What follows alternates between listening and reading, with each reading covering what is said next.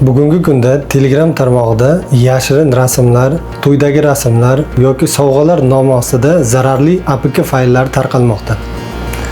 Agar siz APK faylni yuklagan bo'lsangiz, ushbu zararli dastur telefoningizga masofaviy Troya dasturini o'rnashtiradi. Ushbu virusli dastur telefoningizni buzib kirib, barcha ma'lumotlaringizni o'g'irlaydi.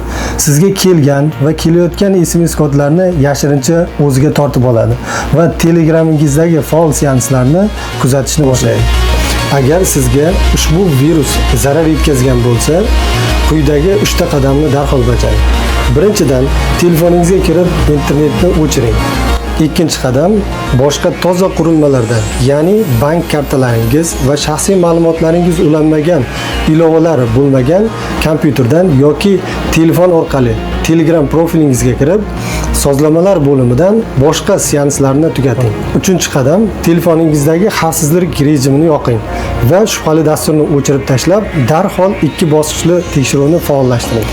Bunday vaziyatlarga qayta tushmaslik uchun shubhali deb o'ylagan havolalaringizni va APK fayllarni kiber xavfsizlikning maxsus Cyber Qalqon botiga yuklab tekshirib oling. O'zingizni va yaqinlaringizni kiber tuzoqlardan asrang.